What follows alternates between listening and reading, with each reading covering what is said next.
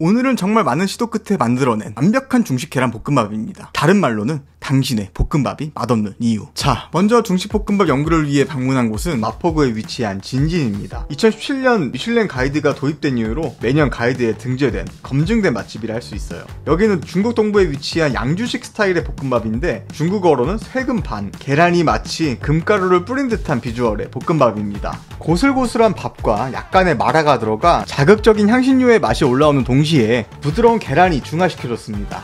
멘보샤와 마파두부도 여기에 시그니처인데 바삭하게 튀겨낸 얇은 빵과 두툼한 새우살이 들어가 상당히 맛있었지만 칠리 소스가 제공되지 않아 조금은 느끼했고 마파두부에도 마라향이 들어가 볶음밥이랑 같이 먹었을 때 시너지가 상당했습니다. 방문 후기를 조금 정리해보자면 확실히 밥알 하나하나 살아있으면서 겉면에 수분감이 없어서 입에 넣었을 때 하나를 풀어지는 식감이 예술이었습니다. 다음으로는 더욱더 심도 있는 연구를 위해 구독자 여러분들의 의견을 한번 받아봤습니다. 정말 많은 분들이 댓글을 달아주셔서 연구를 함에 있어서 도움이 많이 되었어요. 주된 내용을 정리해보자면 간편함, 라드, 밥알의 텐션감, 계란의 익힘 정도, 기름 코팅, 맛있는 볶음밥의 기준을 확실히 알려주셨습니다. 먼저 볶음밥이 어려운 이유를 알아내기 위해 어떠한 연구도 없이 한번 만들어봤습니다. 베이컨과 계란을 넣은 가장 기본적인 볶음밥입니다. 밥알이 하나하나 살아있는 그런 볶음밥을 원했는데 밥알이 하나하나 살아있는 느낌이 아니네. 밥알이 약간 뭉치더라고요. 뭐 볶는 기술의 죽일 수도 있겠지만 기본적으로 밥을 잘 만들어야지 밥이 뭉치지 않고 약간 그 하나하나 코팅된 느낌의 볶음밥이 될 것 같은데, 물론 여기서 딥하게 들어가면 쌀의 품종까지 들어가겠지만 우리나라 사람들이 가장 흔히 먹는 백미를 기준으로 할 거기 때문에 이 기준으로 해서 이 밥알이 어떻게 하면 뭉치지 않는지 한번 연구를 해볼게요. 일단 먼저 밥과 물의 비율부터 테스트 해봤습니다. 한국인들은 또 판별 기준이 있죠. 그래서 넣었을 때 딱 손가락이 잠길 정도로, 제 손가락 기준으로 딱 여기까지 잠기네요. 물과 쌀의 비율은 1:1로 먼저 만들어 봤습니다. 이따 뵙겠습니다. 결과물을 보여주자면 봐봐요, 벌써 밥알이 다 하나하나 살아있어요. 물 1:1 정도, 손가락 맞추면 이 고슬고슬한 맛 만들 수 있어요. 여러 정보를 토대로 1:1 비율로 만들어봤는데 다행히도 한 번에 고슬고슬한 밥을 만들 수 있었습니다. 다음날 밥을 쓰면 좋은 이유가 두 가지가 있는데, 첫 번째는 밥알에 수분을 날려서 좀 더 고슬고슬하게 만드는 거고, 두 번째는 전분 역행이라는 과정이 있는데 전분이 다시 살짝 굳으면서 약간 그 미끌미끌한 식감이 좀 없어지면서 조금 더 단단해지는. 갓 지은 밥을 어떻게 맛있게 만드냐? 간단합니다. 그냥 넓은 볼 준비하셔서 밥을 넣어서 이렇게 넣어서 그냥 식혀주면 돼요. 뭐 굳이 하루까지는 아니더라도 한 김 죽을 정도로만 이렇게 하시면 되고, 한 20분 정도 잠깐 놔둘게요. 자, 식혀주면 좀 더 고슬고슬한 밥이 되죠. 바로 이 쌀을 이용해서 간단하게 계란볶음밥 만들어 봤습니다. 분명히 밥알이 고슬고슬하긴 했지만 아쉬운 점이 있었습니다. 확실히 한 김 날려서 테스트를 해보니까 밥알이 뭉치진 않았어요. 그런데 맛있는 볶음밥의 기준은 밥이 뭉치지 않는 것도 중요하지만 입에 넣었을 때 밥 하나하나 풀어지는, 겉면의 수분이 완전히 날아간 듯한 그런 식감이 되게 중요하잖아요. 아쉽게도 한 김 식힌다고 해서 이런 부분까지는 아직 안 올라오더라고요. 그래서 이걸 공부를 해보니까 이러한 부분들은 쌀의 전분을 잡는 게 가장 중요하다고 하거든요. 그래가지고 가장 간편하게 쌀의 전분을 잡을 수 있는 방법으로 바로 한번 테스트를 해봤습니다. 자, 이번에 시도할 방법은 이 쌀의 전분을 잡아야지만 그 끈적거림이 없어지잖아요. 그래서 쌀을 좀 많이 헹궈냈어요. 많이 헹궈냈고 물이 조금 거의 맑게 나왔어요. 거의 살짝 맑게 나올 정도로 해서 한번 헹궈줬고, 다시 이걸로 밥을 지어봅시다. 좀 성공을 했으면 좋겠네요. 쌀뜨물이 하얀 이유가 밥에서 나오는 전분 때문인데 오래 헹궈줄수록 전분을 조금 더 빼낼 수 있습니다. 확실히 밥알을 잘 씻어야지 이 끈적끈적함도 아까보다 확실히 덜하네. 밥을 만들 때는 쌀을 잘 씻자. 이것만 해도 이 끈적거림이 상당히 줄어듭니다. 이번에도 밥을 옮겨서 식혀주는데 이 과정을 조금 더 가속화하기 위해 선풍기를 동원하여 약 30분간 겉면에 수분감을 날려냈습니다. 선풍기를 확실히 잘 마르네. 확실히 전분을 충분히 헹궈주니 끈적임이 없어졌습니다. 비교를 위해 전에 만들었던 밥을 보여드리면 이렇게 손에 밥알이 붙어 약간은 끈적임이 있었는데 이번에 만든 버전은 끈적거림이 없어졌죠. 한번 식혀준 밥은 손으로 미리 잘게 분리를 해서 준비를 해주시면 됩니다. 그런데 만약에 여러분이 밥은 새로 짓기 귀찮고 집에 지른밥이 있다면 이거에 대한 해결책도 당연히 있습니다. 자, 이번엔 약간 지른밥을 준비했습니다. 해결법은 여기에 전분을 넣어주는 겁니다. 넣어서 잘 섞어주면 보시는 바와 같이 끈적임이 확연히 줄어듭니다. 이걸 활용해서 고추기름 베이스 볶음밥을 만들어 봤는데 확실히 고슬고슬해지고 전분이 맛에 영향을 줄까 걱정을 했지만 들어간 줄도 모를 정도로 하나도 없었습니다. 물론 좀 전에 제가 전분을 잘 잡아야지 쌀의 끈적임이 없어진다고 했는데 또 신기하게 전분을 넣으니까 끈적임이 또 잡혀요. 이건 제가 책에서 본 내용인데 거기에 정확한 원리가 써있진 않았거든요. 이 원리를 아시는 이과생 구독자분이 계시면 좀 알려주세요. 저도 궁금합니다. 그리고 문송합니다. 자, 이제 밥 문제를 해결했으니 조리 파트입니다. 재료는 심플하게 마늘, 대파, 베이컨. 사실 재료가 뭘 들어가든 상관은 없는데 물기가 너무 많은 친구들, 예를 들어서 양파 같은 얘들만 조금 빼주시면 뭘 넣든 솔직히 상관은 없습니다. 대신 너무 과하게 넣는 것보다는 조금 심플하게 넣으면서 밥알보다 너무 큰 사이즈가 들어가면 이 식감이 방해되기 때문에 밥알보다 너무 크지 않은 사이즈로 손질을 해주는 게 중요합니다. 자, 그래서 팬 기름 둘러서 예열을 해주고, 그리고 계란 넣는 법이 두 가지가 있어요. 제가 앞서 만든 것처럼 그냥 마진무리 단계에서 하는 것도 하나의 방법이죠.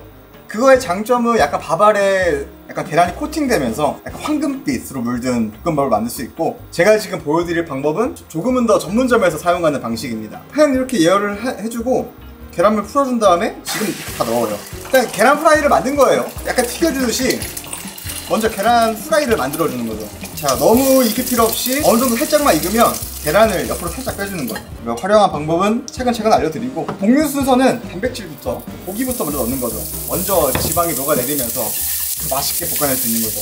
고기를 어느 정도 색이 나고 지방이 나올 수 있게 살짝 볶아주다가 이제 아까 손질했던 야채들을 같이 넣어줍니다. 야채들은 색을 내기보다는 기름에 약간의 향이 배이게 할 정도로만 살짝만 볶아주시면 됩니다. 여기에다가 이제 밥을 넣어주고 잘 펴주시면 되는데, 제가 몇 번 테스트해본 결과 숟가락보다는 이런 국자를 활용하는 게 훨씬 더 잘 되더라고요. 밥이 어느 정도 퍼지면 이제 여기다가 계란을 넣어서 계란을 좀 잘게 부숴주면서 밥알도 같이 분리를 해주는 거죠.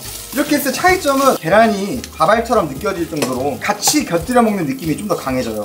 그래서 실제로 제가 방금 했던 진찜도 보면 계란물 코팅이 아니라 계란이 따로 있었잖아요. 이게 보통 이런 방식으로 해서 만드는 겁니다. 근데 확실히 국자를 쓰니까 밥이 뭉치는 거 없이 더 잘 펴지네. 이런 아이템 선택도 중요한 거였구나.